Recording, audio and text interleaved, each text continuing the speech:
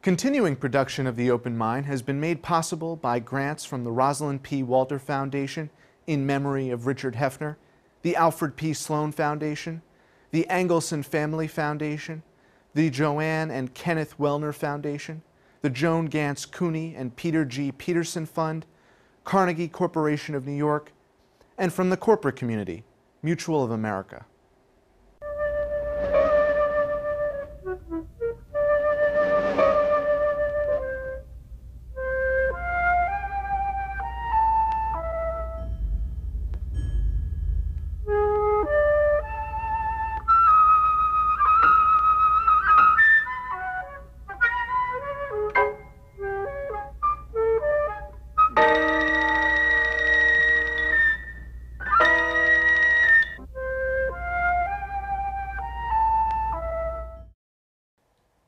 I'm Alexander Heffner, your host on The Open Mind. When today's moviegoers search for showtimes, trailers, or reviews, they need not consult the newspaper. Instead, they browse the Internet Movie Database, or IMDb, as most identify the top visited destination for contemporary and historical films, with a combined digital audience of more than 190 million. It's a pleasure to welcome Col Needham of the United Kingdom today, the website's brainchild, founder, and CEO, a technology prodigy whose teenage interest in the movies led him to expand his personal database of films into the Bristol-based international venue we now know, with staff members in countries around the world. This year, IMDb celebrates its 25th anniversary as it achieves a milestone approaching 200 million parcels of data, essentially the entire historical memory of the industry and the films that shape us as a people. The Google for the moving image, IMDb in recent years has added original content beyond its encyclopedic summaries of actors and their films. I want to ask Col Needham to reflect today on his innovation, a quarter century later, and on the state of the movies. The leading New Yorker film critic David Denby's "Do the Movies Have a Future?" a question he poses in his book, comes to mind. I suspect the answer from Col is an absolute yes, but let me ask him about it.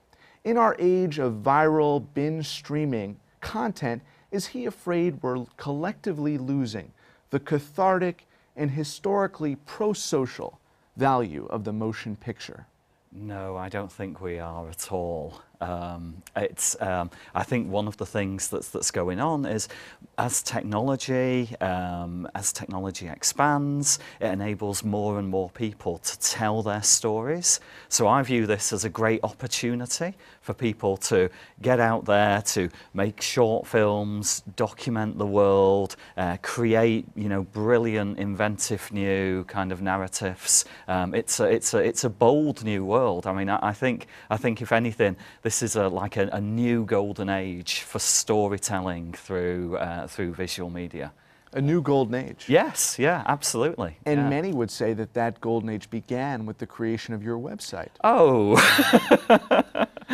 So can you expound on that for our viewers and tell them a bit about the creation of IMDb? Right, okay, well, I'm a lifelong movie fan. Okay, my earliest memories are all in movie theatres. The first movie I ever got to see was Snow White and the Seven Dwarfs. I won a competition to go and see it at the local movie theatre in Manchester in England. And I just fell in love with film on that very, very day. I was kind of like 4 years old. I was the right age to see Star Wars on its opening weekend in the UK. And so I was, as a child, just growing up with just this passion for movies.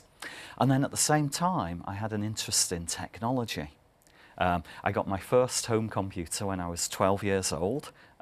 It was so primitive, you had to assemble it yourself before you could start to program it. And so kind of these two things, these two passions, this love of movies, this love of technology, were on this collision course to the creation of IMDb. So the early 1980s, I was seeing so many films that I was losing track of which ones I'd seen and which ones I hadn't seen. Now, the classic film geek thing to do is to kind of start a paper diary and start to write down what you saw on what day. So I did that for all of 2 weeks, because it's kind of like, why don't I create a database of everything that I've seen? So I began to type in the credits from the VHS tapes as I was watching them, or or writing things down in movie theatres and things like that. I would take my little notepad in to write down, and just just for my own personal use. It sounds a little bit geeky. But I'm kind of proud of how it sort of turned out after all of these years. So I got online really early. I've had an email address since 1985, so 30 years online. And so I found myself in the late 1980s in a film discussion group with other fans of movies and of TV, and we would talk together about the movies that we'd seen, and we would kind of exchange information and exchange ideas, and that led to me writing my software and publishing it in a format that would work on any computer connected to the internet, and that was launched on October the 17th, 1990. That predates the World Wide Web by several years, and we were just volunteers gathering information and publishing it and making it available for people around the world to access, covering movies, covering TV, and it kind of, we recruited volunteers who were experts in particular fields. So somebody would mail me and they'd say, I love this database, but it needs composers. And so I would write back and I would say, well, would you like to manage a composers section? And they would think, okay. and I would give them all of the composers' information from my database, and then we'd add composers to the software. And so we kind of grew and grew over those early 1990s years. We got our first website in 1993 on a university web server in Cardiff in Wales. And that was kind of like our launch onto the World Wide Web. But at the time, there was no commercial use really of the internet. So again, we were just volunteers who were passionate about sharing our knowledge. We ran like that for a couple of years, growing and growing. And then all of a sudden in 1995, I think the internet just kind of really hit that public consciousness, and all of a sudden everybody was going online and there was media coverage everywhere, and so our traffic just grew in such a huge amount in such a short space of time. So we thought, well, we can't really do this as a hobby anymore. So either we could say that was a fun 5 years, but we can't continue, or we could see if we could incorporate as a business and see if we could take it to the next level. And obviously we went the incorporation route. We bought our first web server on a credit card, and we launched IMDb.com in time for the Oscars in 1996. And very fortunately, a couple of weeks later, I managed to sell our first piece of advertising, and we paid off the credit card debt before it became due, and I think I can claim this now, became the world's first profitable internet company. And we've grown from there. Well, that is a historic achievement, and you are a pioneer. The reason that I ask you that opening question is because the industry obviously has had to be responsive to emerging technology, yes, the creation of IMDb, but more recently of Amazon Prime and Netflix, and some of these organs of creative product that are not going to the theater, Snow White, yes, yeah, or Star Wars. And so I don't want to push you too far on this, but I want to push you a little bit more. Okay. The quality of film, of the motion picture, to you it hasn't been diluted through a lesser focus on the escape. Right, okay. Because the escape is what might have drawn you as a historian of film into the motion picture, into the theater. Yes, yeah. So I'm a big believer that every film has an audience, And I think one of the great things about technology today, and one of the things that we pride ourselves on at IMDb, is helping to connect a film and a filmmaker to their audience wherever they may be. So while it's true that, you know, I'm trying to think how many people would go to a movie theatre in a year. I mean, it's still, you know, the numbers, the audience sizes are still huge. But then at the same time, there's all of this choice in other stories, other short forms, web series, and all of this kind of thing. And I think there's an audience for all of that. And just because something was maybe, you know, not put together on the highest quality cameras or whatever, shot with the highest quality cameras, doesn't mean that the story can't get through to that right audience. So I think it's a really thrilling time to either be a storyteller or to be, you know, an audience member out there. As a viewer myself of Alpha House and HBO Go content, I sympathize with that idea. And certainly there's a way in which you can view yourself traveling into an escape. Yes. Even at home. Yes, yeah. And full disclosure, my uncle, who's the producer behind the Saw movies, would very much covet that particular niche audience with which you're familiar. Exactly. So as you look towards the future of movies, how do we ensure that films have the cathartic effect that is going to be positively generated for a society that seems sometimes to be losing its moral compass? Right. Okay. Well, I think one of the things there, again, in terms of kind of like the way that more and more people can tell their stories, and those stories can relate to that audience wherever they may be.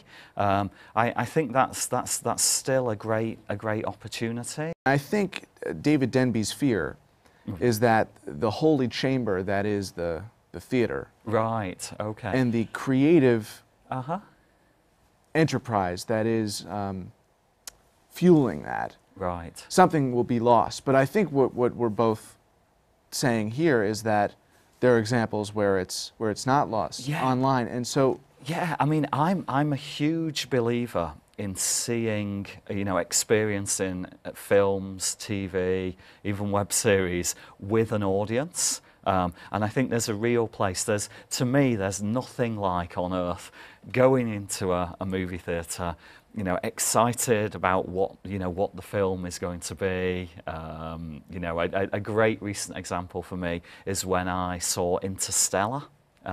Which, you know, was just a mind-blowing experience of visual imagery, visual effects, great performances, amazing sound, you know, with an audience that was literally on the edge of their seat at some moments during that film.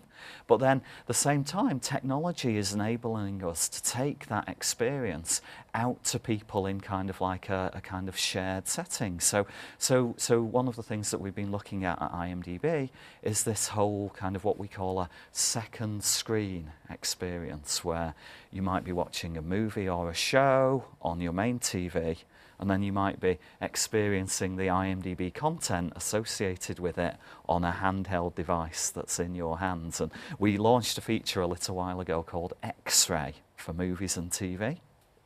It works like this. You're watching say a TV show, and somebody walks into the scene on screen, and you think, where do I know that person from? And you can simply tap the screen on your lap, and up will pop the headshots of everybody in the current scene, and you can go, oh, it's that person, but where have I seen them before? So you tap again, and up pops their IMDb biography, what they're known for, and all of their other movies and shows, and you can tap and add those to your watch list, and as soon as you finish watching whatever you're watching right now, you can watch the next thing that they've done. And you know, some of those things we're kind of looking about how we create that kind of social viewing kind of experience, even if the people you're watching it with are not even in the same room as you. But are we not too distracted, as it already is? Oh, I worried about this, when we were kind of like developing the idea for Xray, because I was like thinking, well, is this a distraction? And then I thought to myself, how many times have I sat there and kind of been taken out of the action by thinking, who is that person? What else have they done? What was that other show that they did? Whereas now, if you just tap, get the answer and go straight back in there. I mean, a great example, just thinking, I have twin daughters. They're 21 years old, and they've grown up with all of this technology around them. And I remember one day, kind of like last year, and one of my daughters she's watching a show on TV. She's playing a game with somebody in another part. I think she was playing a game with somebody in South Korea. And then she has her mobile phone on the edge of her seat there, and she's texting with her friends. And it's kind of like, it's just all part of this kind of like experience. These are the realities. Yeah, that's right. And this is the multitasking generation. Yeah. But you are at heart an archivist, yes. a historian, right? I am, yes. and so when you were describing the initial process and creation of the website, I thought about a recent two-part special we did with Sue Gardner of Wikimedia, okay. Yes. Wikipedia. Yeah. And inherently there's an educational value to yes. IMDb as well. Yes. So I'm wondering, how are you going to bring the historical classics that are so easily forgotten by yes. this multitasking, distracted generation? Yes. Yeah.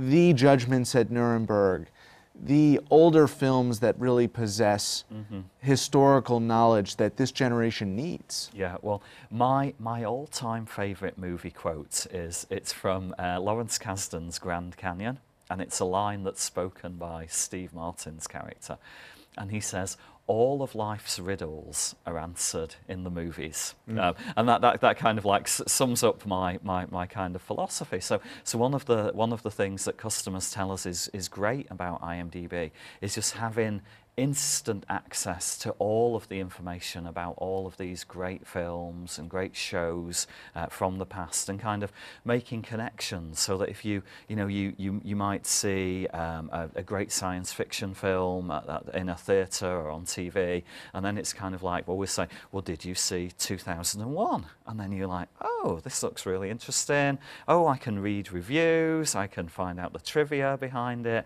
and I can see it's in, we do a thing called the IMDb Top 250.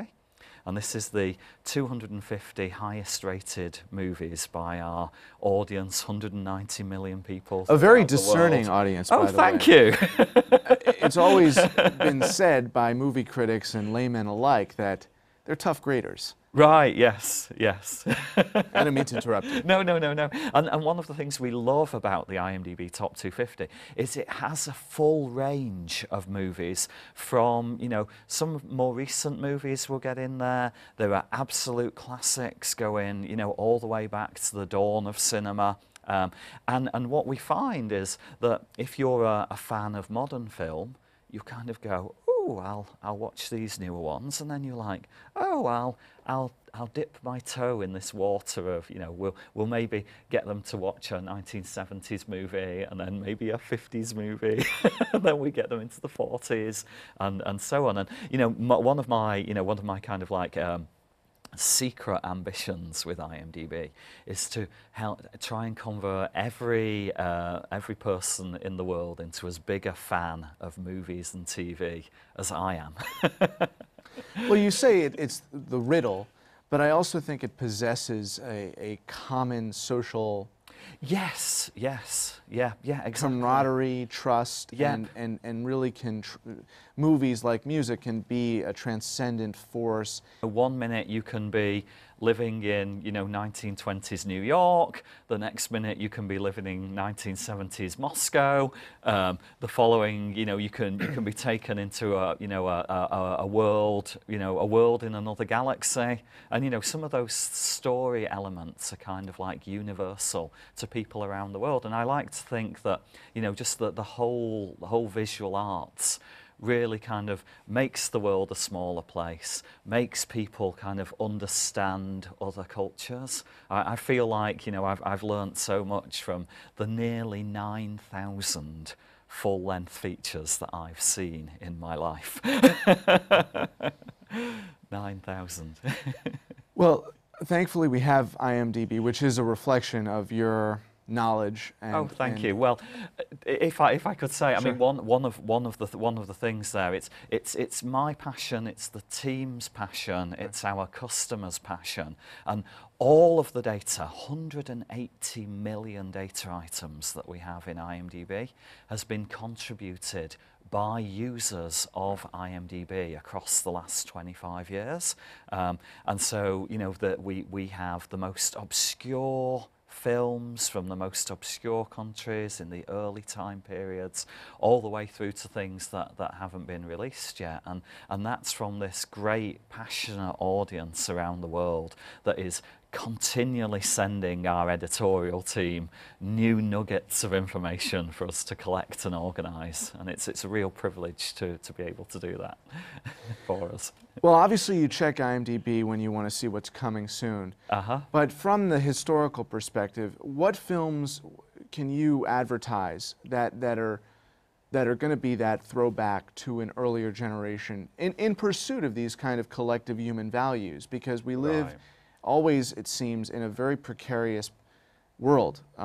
Yes. And to try to find a degree of social harmony through all the difficulties. Right, yes. It sounds like movies, from your perspective, can be a great negotiating or diplomatic Yes. tool. Yeah, So yeah. for your twin daughters and for the larger IMDb base of Yes. users, Yeah. what are some of those films, and they don't have to be older films necessarily, but that really capture to you the importance of human values in film? Wow, that's a really good question.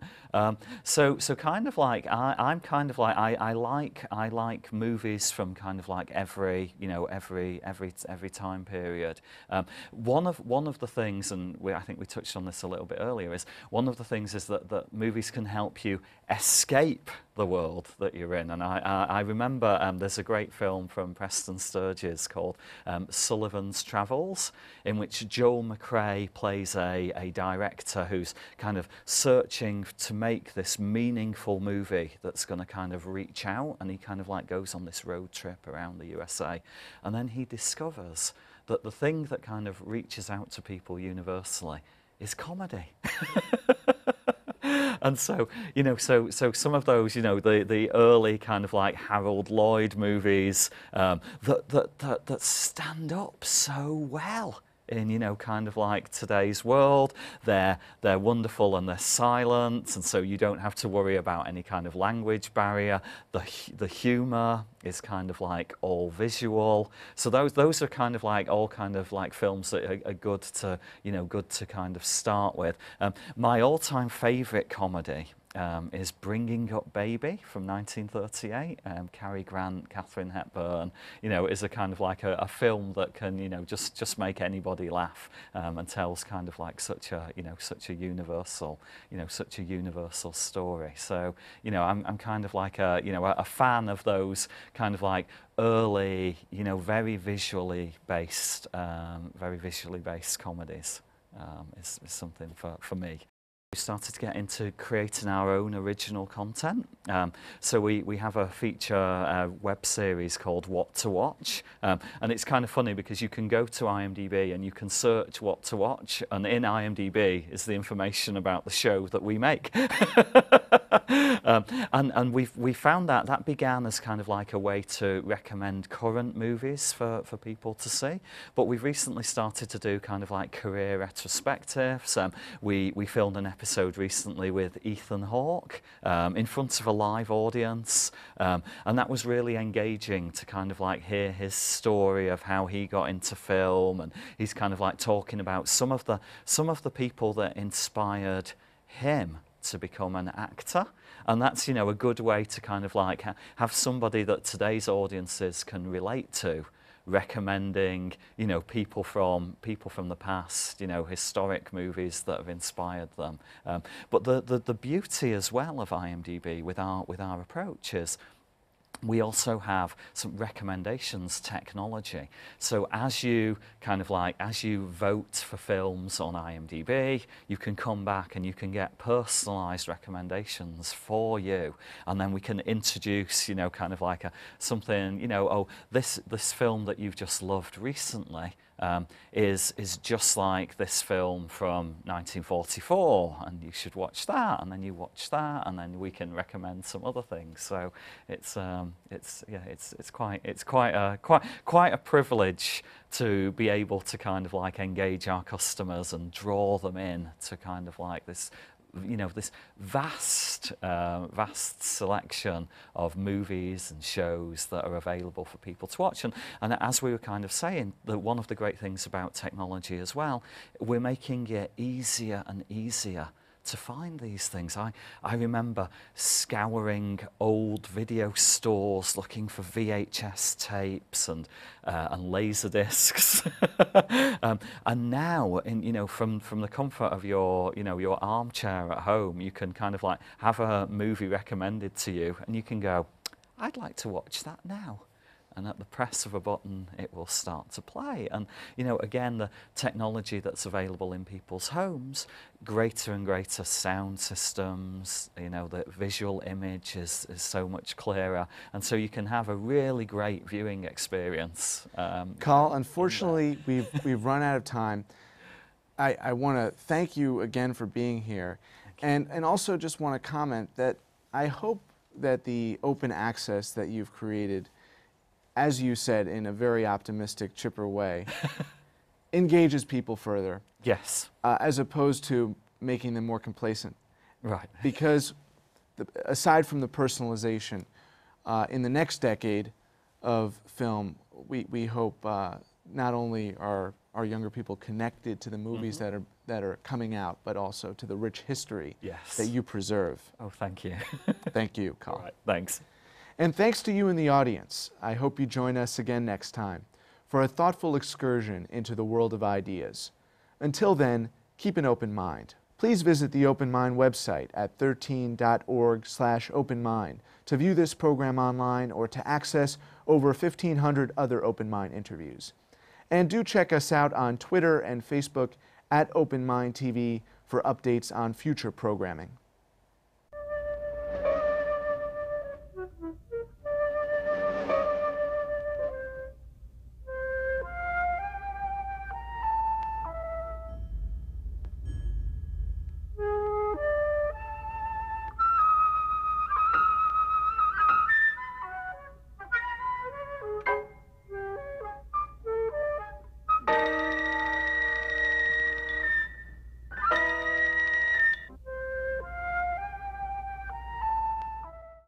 Continuing production of The Open Mind has been made possible by grants from the Rosalind P. Walter Foundation in memory of Richard Heffner, the Alfred P. Sloan Foundation, the Angelson Family Foundation, the Joanne and Kenneth Wellner Foundation, the Joan Gantz CUNY and Peter G. Peterson Fund, Carnegie Corporation of New York, and from the corporate community, Mutual of America.